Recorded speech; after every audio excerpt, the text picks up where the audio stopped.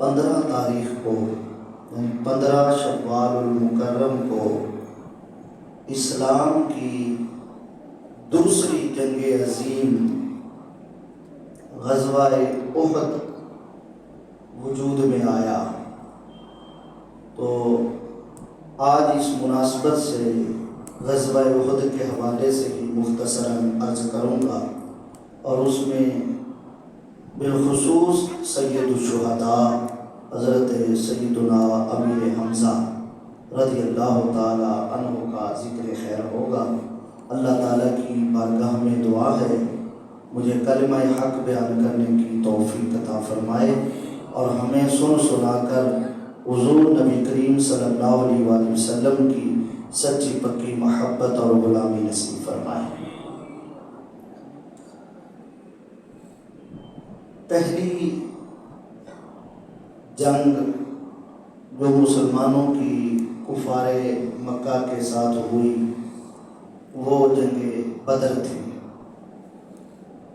غزوہ بدر میں اللہ تعالیٰ نے مسلمانوں کو عظیم اور کھلی فتح عطا فرمائی۔ اس جنگ میں کافروں کے بڑے بڑے جو نامی گرامی لوگ تھے 70 افراد مارے گئے، بہت بڑی ان کو شکست تھی۔ ادھر صرف 313 اور وہ سارے لڑنے والے نے، اور ادھر 1000 کی تعداد، بہت بڑی ان کے لیے شکست تھی۔ وہ تو کہیں منہ دکھانے کے قابل نہ تھے۔ ان کے اندر انتقام کی آگ بھڑک رہی تھی۔ چھپ کر وہ پروگرام بنا رہے تھے خفیہ طور پر کہ ہم نے مسلمانوں سے بدلہ لینا ہے۔ وقت گزرتا گیا، وہ تیاری کرتے رہے، انہوں نے تیاری کر لی، اور 3 ہجری جب آئی، ابھی 1 سال ہی گزرا تھا، 2 ہجری میں غزوہ بدر ہوا، اور 3 ہجری جب تھی تو وہ لشکر لے کر ہزاروں پر مشتمل افراد ہیں، وہ میدان احد میں آ گئے۔ مدینہ منورہ سے 3 میل کی دوری پر یہ احد پہاڑ ہے۔ اس مناسبت سے چونکہ وہاں یہ جنگ ہوئی تو اسے جنگ احد اور غزوہ احد کہا جاتا ہے۔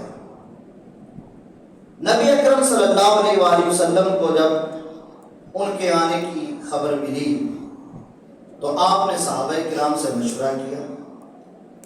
صحابہ کرام رضوان اللہ علیہ مجمعین میں سے جو انصار تھے ان کی رائے یہ تھی، اور انصار کے ساتھ عبداللہ بن ابی جو منافقوں کا سردار تھا، آج پہلی دفعہ حضور نے اس کو بھی مشاورت میں شامل کیا تھا۔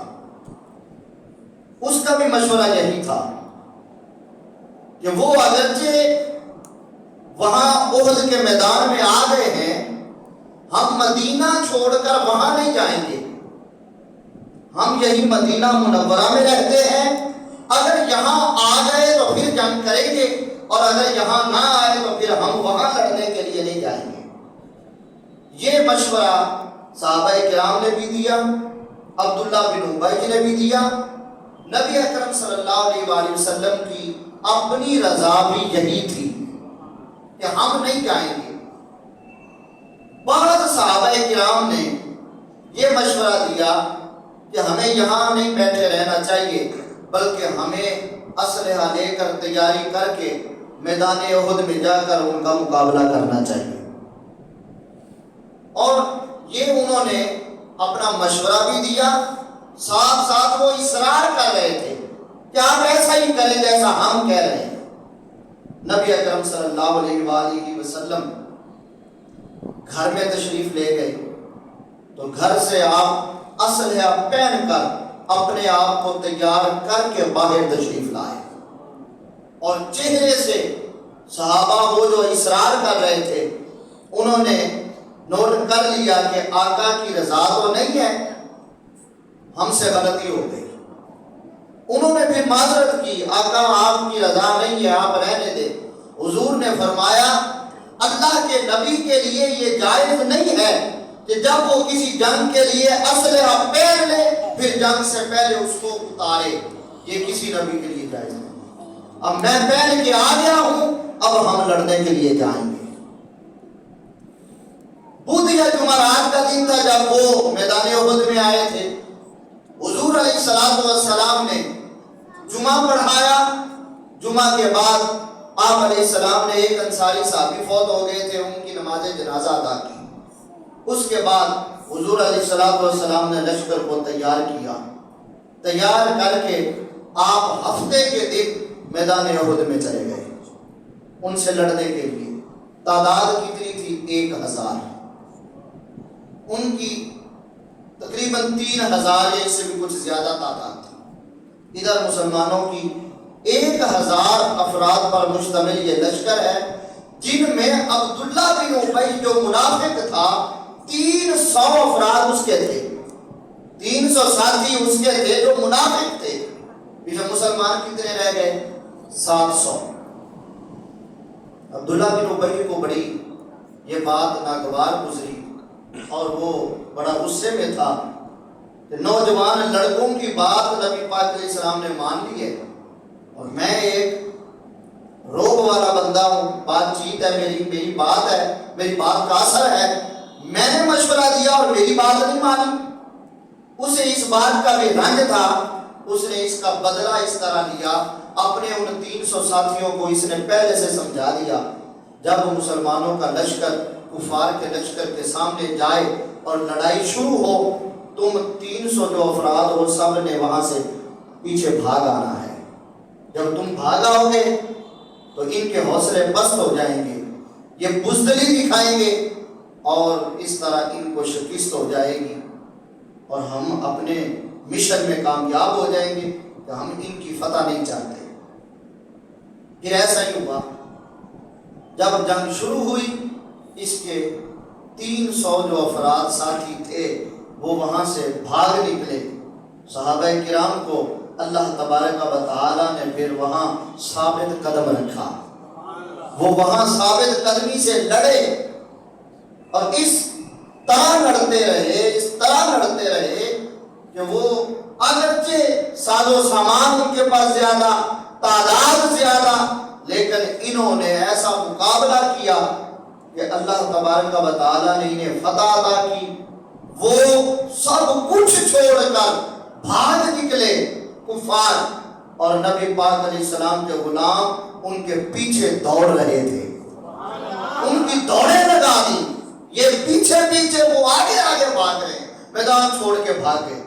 جب جنگ شروع ہوئی تھی حضور صلی اللہ علیہ وآلہ وسلم نے حضرت عبداللہ بن جبیر رضی اللہ تعالیٰ عنہ کی سربراہی میں 50-30 انداز ایسے افراد جو بڑے ماہر تھے تیر اندازی میں، ان کو اپنی پیچھے کی جانب جس درے میں حضور آپ کا لشکر ٹھہرا تھا اس کی پچھلی جانب ایک چھوٹا سا ٹیلا تھا، پہاڑ کا حصہ تھا، وہاں پر کھڑا کر دیا، تم نے اس پر کھڑے رہنا ہے، اور بڑی تاکید فرمائی۔ حضور علیہ السلام نے فرمایا ہمیں فتح ہو جائے، ہمیں شکست ہو جائے، تم نے یہ جگہ نہیں چھوڑنی ہے۔ 50 افراد تھے اور فرمایا تھا کہ اگر کفار پیچھے سے حملہ کرتے، یہ پہلے سے آگاہ حضور نے کر دیا، اگر کفار پیچھے سے حملہ کر دیں تو تم نے ان کو ہم سے دور ہٹانا ہے، ان کے حملوں کو تم نے یہاں ٹھہر کر روکنا ہے، تمہارا کام یہ ہے، ہمیں فتح ہو شکست ہو یہ جگہ نہیں چھوڑنی ہے۔ جب کفار بھاگ نکلے، مسلمان ان کے پیچھے تھے، ان کی دوڑیں لگ گئی، سب کچھ چھوڑ کر بھاگ گئے۔ یہ جو 50 افراد یہاں تھے، انہوں نے یہاں یہ سمجھا کہ اب ہمیں فتح ہو گئی، کفار چلے گئے تو اب یہ جگہ چھوڑ دینی چاہیے۔ جو مال غنیمت تھا اس کو اکٹھا کرنے میں دیگر افراد جو تھے وہ مصروف ہوئے، یہ بھی وہ جگہ چھوڑ کر مال غنیمت اکٹھا کرنے میں مصروف ہو گئے۔ مسلمان جو ان کے پیچھے لگے ہوئے تھے وہ بھی واپس آئے، کیونکہ اب وہ میدان چھوڑ کے بھاگ گئے۔ انہوں نے دیکھا کہ یہ اب اپنے کام میں مصروف ہو گئے، وہ پیچھے سے آئے جہاں سے حضور نے فرمایا تھا تم نے یہ جگہ نہیں چھوڑ دی، اگر کفار پیچھے سے حملہ کریں تو تم نے دفاع کرنا ہے۔ کفار نے وہاں سے آ کر حملہ کیا، اب کیا خبر تھی کہ پیچھے سے وہ حملہ کریں گے، یہ اپنے کام میں مصروف، اسلحہ اتار کے مال غنیمت اکٹھا ہو رہا ہے، ادھر انہوں نے حملہ کر دیا۔ جب حملہ کیا تو مسلمانوں کو پھر نقصان اٹھانا پڑا۔ کتنا نقصان ہوا؟ 70 صحابہ کرام شہید ہو گئے۔ اتنا بڑا نقصان۔ پہلے وہ میدان چھوڑ کر بھاگ گئے، جب واپس آئے انہوں نے حملہ کیا، یقیناً نقصان ہونا تھا کہ یہ اسلحہ اتار کر مصروف ہے مال غنیمت میں، جب وہ حملہ کر رہے ہیں تو ان کے پاس کچھ بھی نہیں، سنبھلتے اپنا دفاع کرتے کرتے بھی ان کو وقت لگا، اتنی دیر میں انہوں نے اپنا کام کر دکھایا۔ 70 افراد شہید ہو گئے۔ اس جنگ کے اندر خواتین نے بھی بڑھ چڑھ کر حصہ لیا۔ حضور کے گھر کی خواتین حضرت سیدہ عائشہ صدیقہ رضی اللہ تعالیٰ عنہ، حضرت صفیہ رضی اللہ تعالیٰ عنہ حضور کی پھوپھی ہیں، یہ حضرت امیر حمزہ کی بہن ہیں، یہ پانی لا کر پلاتی تھی، مشکیزیں بھر کر لائے جاتے اور جنگ میں جو لوگ شریک ہیں ان کو پانی پلایا جا رہا ہے، دیگر خدمات دی جا رہی، اور بھی خواتین شامل تھی، تو خواتین نے بھی بڑھ چڑھ کر حصہ لیا۔ اس جنگ کے اندر 70 افراد شہید ہوئے، ان میں ایک حضور صلی اللہ علیہ وسلم کے چچا حضرت امیر حمزہ رضی اللہ تعالیٰ عنہ بھی تھے۔ یہاں رک کر ایک بات عرض کروں، حضور نے فرمایا تھا کہ یہ جگہ نہیں چھوڑ دی، صحابہ کرام نے چھوڑ دی، وہ 50 افراد جو تھے، جگہ چھوڑی تو نقصان ہو گیا، فتح ہو چکی ہے، یہ نقصان کس وجہ سے ہوا؟ اللہ تعالیٰ نے یہ دکھایا ہے وہاں سے ہمیں کہ جب کبھی بھی کسی نے نبی پاک صلی اللہ علیہ وسلم کے فرمان کے خلاف کام کیا ہے تو پھر اس کو نقصان اٹھانا پڑا ہے۔ اگرچہ دیکھیں نا، بدر میں مدد آئی تھی، 3000 فرشتے، پھر 5000 فرشتے ہو گئے، وہ آ کر مدد کر رہے ہیں، 313 نے فتح حاصل کر لی تھی، یہاں بھی ایسا ہی تھا، فتح ہو گئی تھی، لیکن نقصان اس وجہ سے ہوا کہ ان 50 افراد نے جو نبی پاک علیہ السلام نے فرمایا تھا کہ یہ جگہ نہ چھوڑنا، ہم فتح حاصل کر لیں یا ہمیں شکست ہو جائے، تم نے یہاں رہنا ہے، انہوں نے وہ جگہ چھوڑی، نقصان ہو گیا۔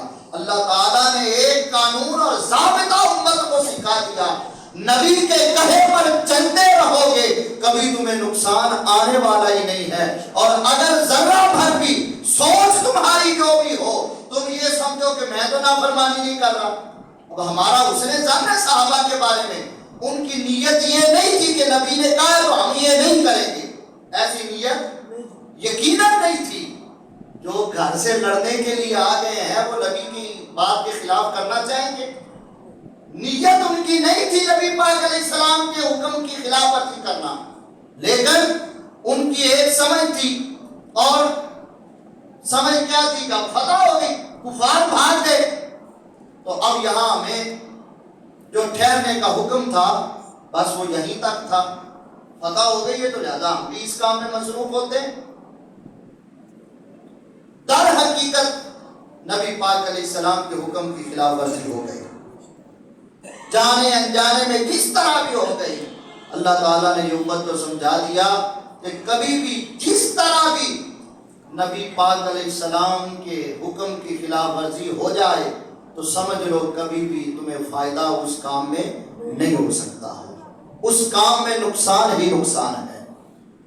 یہ وہاں سے ہمیں سبق دے دیا گیا، امت کو قیامت تک کے لیے سبق دیا گیا۔ آج بتائیں ہم، وہ تو صحابہ کرام تھے، وہ تھے کچھ جو بدر میں شریک ہو چکے تھے، وہ خلاف ورزی کریں، انہیں نقصان ہو سکتا ہے، تو ہمارا کیا شمار ہے؟ ہم کیا ہیں؟ ہماری کیا حیثیت ہے؟ یہ تو وہ جماعت ہے صحابہ کی جن کی تعریف میں قرآن کی 20 آیات موجود ہیں۔ ہماری شان میں کیا آیتیں اتری ہیں؟ ہم کیا ہیں؟ وہ عظیم لوگ وہ نقصان میں آ جاتے ہیں جب نبی پاک علیہ السلام کے حکم کی خلاف ورزی ہو جائے۔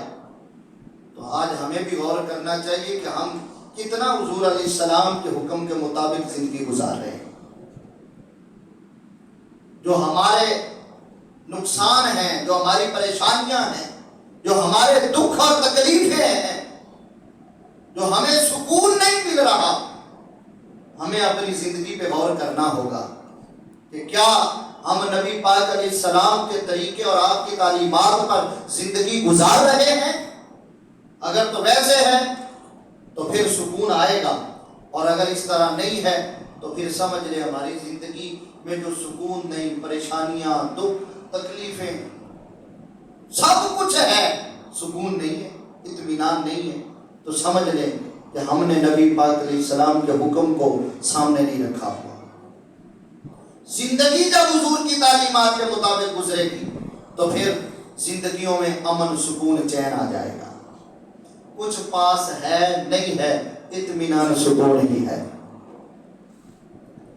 تو عرض یہ کر رہا تھا کہ احد کے اندر 70 صحابہ کرام شہید ہو گئے، ان میں سے ایک حضرت سید الشہداء سیدنا امیر حمزہ رضی اللہ تعالیٰ عنہ کی ذات گرامی تھی۔ ان پر ہند کو بڑا غصہ تھا، یہ ابو سفیان کی بیوی ہے، اتنا غصہ تھا کہ اس نے ایک بندہ تیار کر رکھا ہے، غلام تھا، وحشی نام ہے اس کا، انعامات بھی دوں گی، لالچ دیا انعامات کا، پیسوں کا، اونٹوں کا، کہ تو نے امیر حمزہ کو قتل کرنا ہے، تو اس کا کلیجہ نکال کر لائے گا تو پھر تجھے انعامات سے نوازا جائے گا۔ اس نے پیچھے سے حملہ کیا حضرت امیر حمزہ پر، ان کو جب شہید کر دیا گیا، اس نے حضرت امیر حمزہ کا کلیجہ جسم پھاڑ کر نکالا اور اعضاء کا مسئلہ کیا۔ حالانکہ حضور علیہ السلام نے اپنے مسلمان جو لڑنے والے ہیں انہیں یہ تعلیم دے رکھی تھی کہ جنگ میں جن کو تم نے قتل کر دینا ہے کسی کا مسئلہ نہیں کرنا ہے، قتل کر دو بس، پھر مسئلہ نہیں کرنا۔ مسئلہ یہ ہوتا ہے جب قتل کرنے کے بعد اس کے جسم کے اعضاء کو کاٹ دیا جائے۔ حضرت امیر حمزہ رضی اللہ تعالیٰ عنہ کے ہاتھ، پاؤں، کان، ناک، اعضاء کاٹ دیے گئے اور کلیجہ نکالا گیا، پھر ہند نے اس کو چبایا بھی تھا۔ اتنے یہ حضور کو پیارے تھے کہ بعد میں ہند بھی ایمان لے آئی اور وحشی بھی ایمان لے آئے۔ نبی اکرم صلی اللہ علیہ وآلہ وسلم، صحابہ کرام جب بیٹھے ہوتے، وحشی بھی ہوتے، حضور فرماتے وحشی میرے سامنے نہ آیا کر، جب تو سامنے آتا ہے مجھے میرے چچا یاد آ جاتا۔ اتنا پیار تھا اپنے چچا سے۔ وحشی پھر حضور کے سامنے نہیں بیٹھا کرتے تھے، سائڈ پہ ہوتے۔ ایمان لے آئے، حضور نے قبول کر لیا، لیکن وہ جو دکھ دیا تھا، وہ جو اذیت دی تھی حضور علیہ السلام کو، حضور فرماتے وہ تازہ ہو جاتی ہے، اس لیے سامنے نہ آیا کر، ایک طرف ہو کے بیٹھا کر، تیرا ایمان ہمیں قبول ہے۔ تو حضرت امیر حمزہ رضی اللہ تعالیٰ عنہ کے ساتھ یہ کیوں کیا گیا؟ ہند کے بڑوں کو چن چن کر حضرت امیر حمزہ نے بدر میں قتل کیا تھا۔ تو یہ بدلہ لینا چاہتی تھی، اس نے منت مانی ہوئی تھی کہ میں حمزہ کا کلیجہ چباؤں گی، اس نے منت مانی ہوئی تھی، اس کو اس نے احد کے میدان میں پورا کیا۔ تو حضرت امیر حمزہ رضی اللہ تعالی عنہ کی عظمت و شان کیا ہے؟ حضور علیہ السلام فرماتے ہیں میں جنت میں داخل ہوا تو میں نے دیکھا جو حضرت جعفر طیار رضی اللہ تعالیٰ عنہ، یہ حضرت مولا علی شیر خدا کے بھائی ہیں، حضرت ابو طالب کے بیٹے ہیں، یہ جنگ موتا میں شہید ہوئے تھے۔ وہ حضور فرماتے ہیں کہ فرشتوں کے ساتھ مل کر جنت میں پرواز کر رہے ہیں۔ یہ حضور کے غلاموں کی شان ہے، جنت میں پرواز کر رہے ہیں فرشتوں کے ساتھ مل کر، اسی لیے ان کو طیار کہا جاتا ہے، اڑنے والا۔ کیا کہتے ہیں؟ اڑنے والا۔ حضرت امیر حمزہ رضی اللہ تعالیٰ عنہ کے بارے میں آگے حضور فرماتے ہیں میں نے جنت میں ان کو بھی دیکھا کہ وہ ان کا بڑا عالیشان محل ہے اور وہ اپنے محل میں ٹیک لگا کر بڑے سکون سے بیٹھے ہوئے ہیں۔ جعفر فرشتوں کے ساتھ پرواز کر رہے ہیں اور امیر حمزہ جنت میں اپنے محل کے اندر ٹیک لگا کر سکون سے بیٹھے ہوئے ہیں۔ جنگ احد کے اندر جو حضرات شہید ہوئے، کئی سال بعد کسی طرح بھی ان کی قبریں کھل گئی۔ جب قبریں کھلی تو ان کے زخم تازہ تھے، جہاں جہاں ان کو زخم آئے وہاں پر ان کے ہاتھ رکھے ہوئے تھے انہوں نے، جہاں بھی زخم تھا وہاں پر ان کا ہاتھ تھا، جیسے ہاتھ اٹھاتے تو وہاں سے تازہ خون بہنا شروع ہو جاتا۔ یہ کیا ہے؟ وَلَا تَحْسَبَنَّ الَّذِينَ قُتِلُوا فِي سَبِيلِ اللَّهِ أَمْوَاتًا۔ اللہ تعالیٰ فرماتا ہے جو اللہ کے راستے میں قتل کر دیے گئے ہیں ان کو تم نے مردہ گمان بھی نہیں کرنا ہے، تمہاری سوچ میں بھی یہ بات نہ آئے کہ وہ مردہ ہے۔ بل احیاء عند ربهم یرزقون، وہ زندہ ہیں اپنے رب کے ہاں رزق پاتے ہیں۔ تو یہ اللہ تعالیٰ نے دکھایا ہے۔ حضرت عبداللہ بن عباس فرماتے ہیں کہ یہ آیت کریمہ اللہ تعالیٰ نے خاص حضرت امیر حمزہ اور جو احد کے اندر شہید ہوئے ان کی شان میں نازل کی ہے۔ یہ جو شہید ہوئے ہیں ان کے بارے میں آیت نازل کر کے اللہ تعالیٰ نے یہ بتایا کہ انہیں مردہ گمان نہ کرو، اور عملی طور پر اللہ تعالیٰ نے ان کا دکھا بھی دیا ہے کہ دیکھو یہ زندہ ہی ہیں، جیسے زندہ آدمی کئی سالوں بعد جب قبریں کھلی ہیں تو زخم تازہ ہیں، جیسے ہاتھ سائڈ پہ ہوتا ہے تو وہاں سے خون بہنا شروع ہو جاتا ہے، جیسے آج ہی زخم لگا ہے اور خون بہ رہا ہے۔ یہ اللہ تعالیٰ نے دکھا بھی دیا ہے کہ ہم نے ان کو زندگی عطا فرما دی ہے۔ اب ذرا غور کر کے بتائیے گا کہ ان حضرات کو زندگی ملی ہے، اہل مدینہ اور بہت سارے دور دراز سے آئے ہوئے لوگوں نے وہاں دیکھ بھی لیا یہ زندہ ہیں، قرآن میں بھی آ گیا، انہیں یہ شان ملی کیسے ہے؟ کہاں سے ملی شان؟ یقیناً نبی پاک علیہ السلام کی غلامی کی وجہ سے ملی۔ اونچی سے سبحان اللہ۔ آپ شروع سے لے کر اب تک میں سبحان اللہ بچا کے آپ نے رکھی ہوئی ہے، اونچی سے ایک بار اور سبحان اللہ۔ حضور کی غلامی کی وجہ سے ان کو عزت مل گئی، شان مل گئی، قرآن میں آیتیں آ گئی، اللہ تعالیٰ نے ان کی زندگی دکھا بھی دی۔ تو کیا خیال ہے جب ہم غلامی اختیار کریں گے تو اللہ تعالیٰ ہمیں عزت عطا نہیں فرمائے گا؟ جی تو پھر حضور کی غلامی میں زندگی گزارنی ہے کہ نہیں؟ انشاءاللہ گزارنی ہے، حضور کے غلام بن کر زندگی گزاریں، اسی میں دنیا میں بندے کی عزت ہے، قبر میں عزت ہے، حشر میں عزت ہے۔ بس حضور کی غلامی کی محمد سے وفا تو نے تو ہم تیرے ہیں، یہ جہاں چیز ہے کیا لوح و قلم تیرے ہیں. دنیا تو کچھ بھی نہیں ہے. علامہ کہتے ہیں کہ اللہ تعالیٰ پھر لوح اور قلم تیرے ہاتھ میں دے دے گا, پھر جو تو لکھتا جائے گا بس وہی رب کرتا جائے گا. یہ ہے لوح و قلم تیرے ہیں. لوح تختی کاغذ تیرا ہے, قلم بھی تیرا ہے. اب اللہ تجھے اختیار دے دے گا بھی لکھ. جو تو کہتا جائے گا, جو سوچتا جائے گا, جو لکھتا جائے گا وہی ہم کرتے جائیں گے. کیوں؟ اس لیے کہ پہلا کام تو نے کر لیا ہے کی محمد سے وفا تو نے تو ہم تیرے. جب رب ہی بندے کا ہو گیا پھر بندہ جو چاہے گا وہ ہوتا جائے گا. بس یہ ہے, یہ زندگی کا معیار بنا دے. اسی میں دنیا بھی بہتر ہو جائے گی, قبر حشر بھی بہتر ہو جائے. اللہ تبارک و تعالی ہمارا یہ نذرانہ شہدائے احد کی بارگاہ میں قبول فرمائے, اور اللہ تعالیٰ ان کے مزارات پہ بے حد رحمت نازل فرمائے. آمین. وما علیہ الا البلاغ.